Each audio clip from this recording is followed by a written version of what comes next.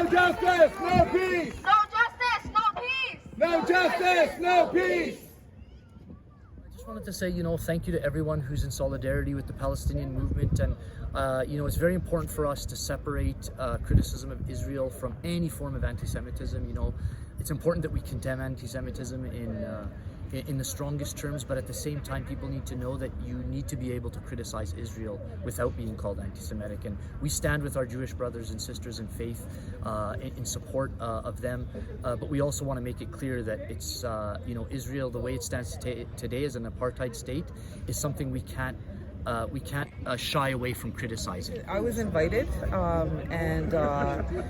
to stand. I didn't need to be invited, but I was invited to the rally, but to stand in solidarity with people of Palestine, to talk about similar issues here on this land and the parallels to their experience, and justice and oppression and all of those things.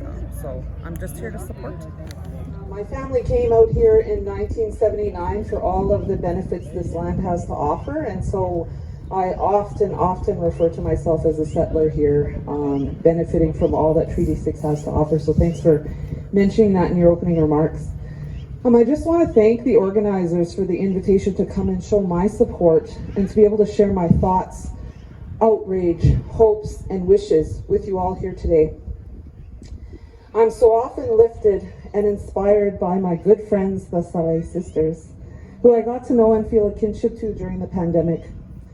Kinship as a woman and kinship as a nationhood who have experienced so much of what Palestinian people have and continue to experience in their homeland. We have a saying amongst Indigenous people that also makes us kin, and that is the belief that we are all related. I'm related to the trees, because they give me oxygen for my lungs to breathe.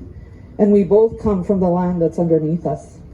A connection that is intimate and real. I am also related to Palestine through marriage. When my cousin joined in marriage to a Palestinian, and they were blessed with 3 children. So we are now related by blood. Our past, present, and futures are intertwined because of these connections. I appreciate how my friends in this community refer to themselves always as settlers and reveal their own inner struggles with benefiting from a system of oppression to Indigenous people imposed by the colonizers on this land. While I can appreciate the struggle, I also see within that you subscribe to the responsibilities outlined in the treaties, to respect the land, the natural laws, and the Indigenous people you are in treaty with, so we can both benefit from the bounty and beauty that is here. I have also been so profoundly touched by the passion and voice you give to the injustices that you see perpetrated by the government state here.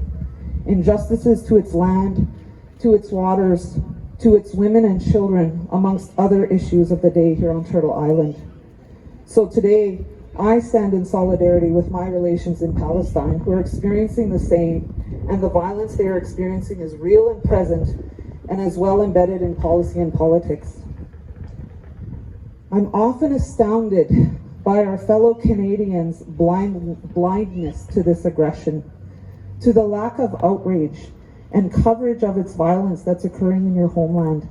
I can only surmise that it's not generally a lack of caring, but a lack of ability to relate. Because of Canada's cleverly constructed human rights track record. We are known as Canadians as good and kind people, and I believe many are. It's why so many want to make a home and life here. They arrive and begin to learn about the ugliness of our own history and are able to connect the dots with the struggles that Indigenous people face today. Well, my friends, this has begun to change when last year the discovery of unmarked graves on this land were revealed to Canada and the world.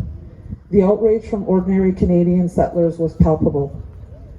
This has resulted in a national conversation on our own atrocities and continued oppression through policy and legislation.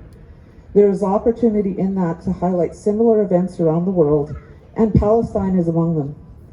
Today, I add my voice to the outrage and demands for peace, and an end to the aggression. I think the work of reconciliation is so big that we often don't know where to start. But we can start by stopping the harm. I've added my voice in platforms that I have a voice in.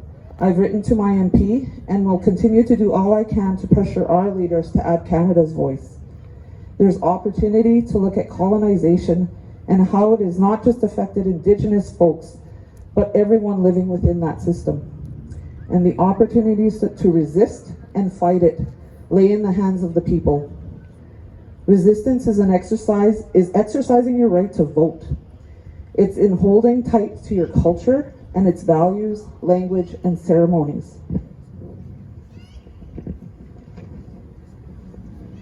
Resistance comes with knowledge and education, hence the very large protests we see about our latest curriculum here in Alberta. Justice is slow, and I often tell those in my organization that are in the fight with me that it is difficult to be patient. We didn't get here overnight, and we won't leave here overnight. We struggle because we live in an instant world, instant information. It makes waiting even harder. We are seeing change today because of ordinary people who vote, scholars, legislatures, policymakers, mothers, fathers, and aunties. We must do our part and pass that baton. Rallies like this raise awareness. Look to your left and to your right and know that you're not alone. For those that are here to learn, take what you've learned and use your voice. Chime in on all the platforms that you can when you see untrue and negative narratives being perpetrated. What has happened in Palestine and what continues to happen will begin to become your struggle because of our shared humanity and kinship. So disrupt. Raise your voices. Get attention and then educate. People are listening, and eventually more people will listen.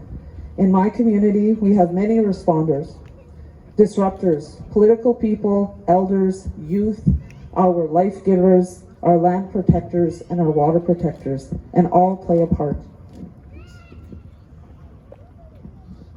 Call those people into the conversation, and you will be joined in a call to action by more than just your fellow Palestinians